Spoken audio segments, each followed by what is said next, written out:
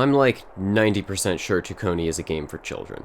On one hand, I found it charming and cute enough to download and enjoy knowing nothing about it, so it has the appearance of being for everyone, but on the other hand, one of the top reviews is about how a writer's 5-year-old son loved playing it, which at the very least means I might be reviewing a game my audience has played for once.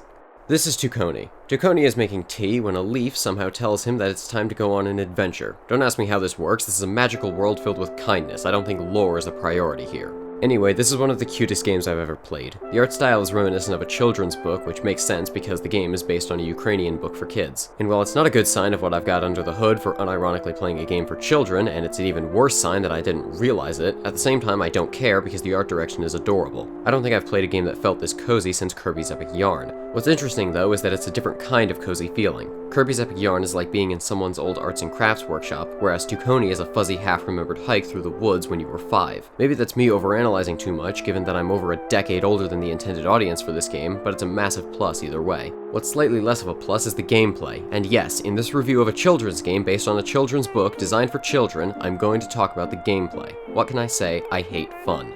This is a point-and-click adventure game, which I don't usually play on account of not being my dad, but aside from the movement feeling a little weird due to only moving between certain spaces that aren't as clearly defined as they could be, things seem fine. Puzzles are mostly intuitive from a mechanical standpoint. There are some minor things that feel a bit off, such as an occasional puzzle element that isn't telegraphed quite as well as it could be, which is either a sign that younger audiences might find themselves a bit confused, or a sign that my brain has taken a few too many pistol whips to the head recently. At the end of the day though, while the art definitely carries my positive feelings towards this game, the gameplay doesn't do anything to harm the experience.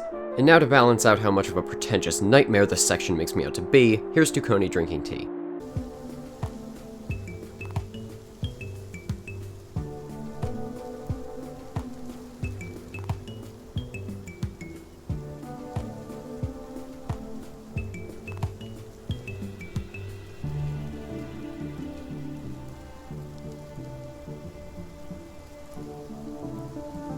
Have I mentioned how cute this game is? Honestly, the only real complaint I have is that as of this writing, there's only about 20 minutes worth of content here, and that, coupled with the ending not ending, makes Tukoni feel more like a demo at this point. But even with that, I can't stress enough how much I liked Tukoni as a game, and how my critique of this game's length is a result of wanting to spend as much time as I could in this game's world. And given the fact that it's free, short, and capable of running on a graphing calculator powered by potatoes, there's literally nothing stopping you from playing this game.